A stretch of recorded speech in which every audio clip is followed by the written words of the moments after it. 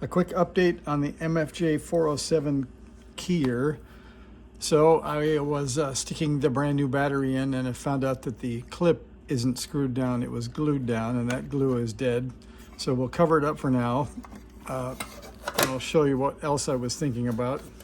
So on the back it has RCA jacks for the keying output, which is not great for me, but I'll make an adapter cable for that. And for the key, I put a 1/4 inch to 1/8 inch adapter in. Otherwise, you get that. So if your key has a 1/4 inch jack, that'd be nice, but mine doesn't. And then it seems to be also wired backwards from all the rigs I have. So I may swap that around, or I might build an adapter cable. I don't know which, but for today, I'll just use the paddle backward. How about that? Or over the top of it like this. So it does work. So then I thought, what the heck with the weight control? I've never had a keyer with a weight control. And this is all the way one way. Does that sound normal to you? We'll turn it all the other way, and this is what you get.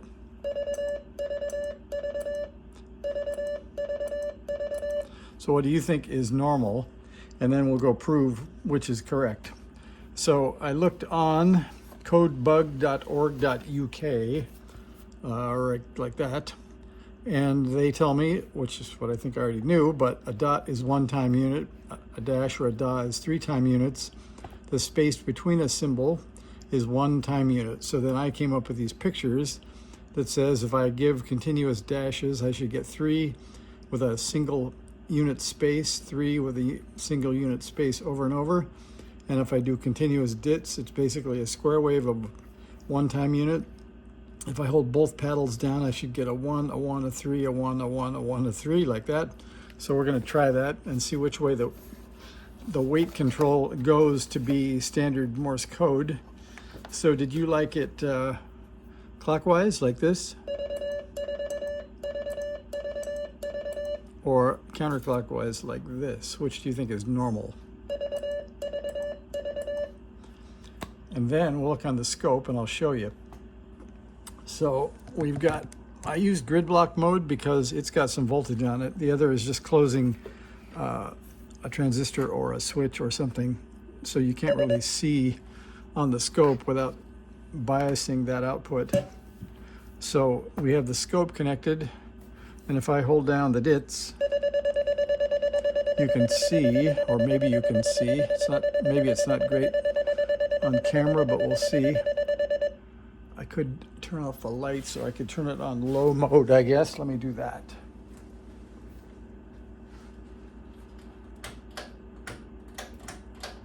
All right, we'll turn it off. We just have one spotlight coming down now. So now let's try that again. That's maybe a little better for you to see, I don't know. Anyway, this is dits. And we'll get it synced so it stops moving.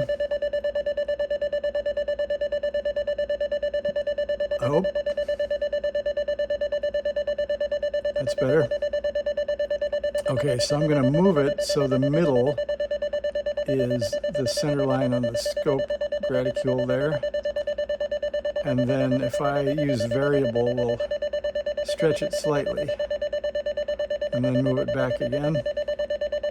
Now you can see 1, 2, 3, and 1, 2, 3 about. So that's pretty symmetrical within the error of me getting things in the right spot. And that's with it all the way counterclockwise. I'm going to go all the way clockwise. And you can see that it's no longer a square wave. We get, let's see if we can get that to maybe 1 unit. There we go. That's kind of 1 unit for the off period, and 1, 2, 3, 1, 2, 2.5 for the on period. So that's what the weight control does to the dits. It makes them longer by about a factor of 2.5. And for the DAWs, you can see we're still at 1 unit or so spacing, but boy, that's hard to count.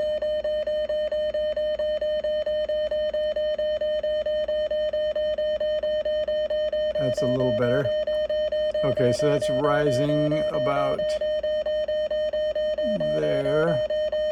So 1, 2, 3, 4, 5, 6 on, and kind of 1.5 down.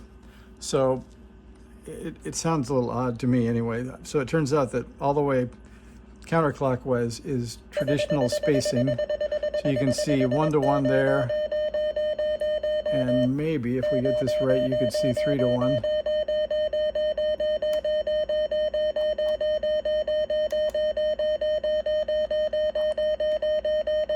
That's a little hard to see. Let's see if I can get it to be there. That's about 2.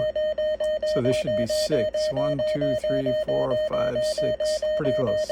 So that's standard spacing. So if you have a 407 and you want to use standard code spacing, at least mine, turn it all the way counterclockwise.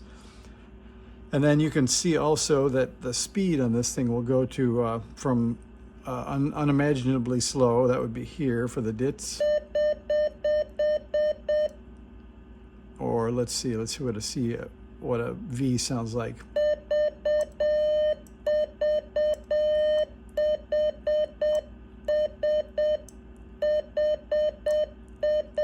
There's some V's and a couple of highs, and then all the way the other way is a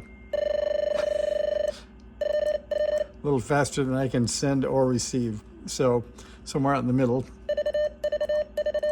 It's working like it should. If I don't turn the volume too much too high, it sounds pretty normal. A little more than that, and it starts to pull the audio signal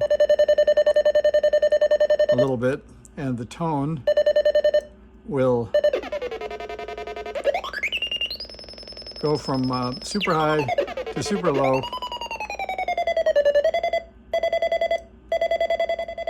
So I'm going to call it good. I'll put 2 screws in it, and it's going to be the keyer for QRP rigs that don't have a keyer. And we'll come back later for some of the more cool pick-based keyers, but this is at least a standby unit for the garage. So there you go, a couple of minutes of messing around. We'll get this one off the bench. I think we'll call it done after I either screw down or tape down the battery and put the 2 screws in. So thanks for watching. See ya.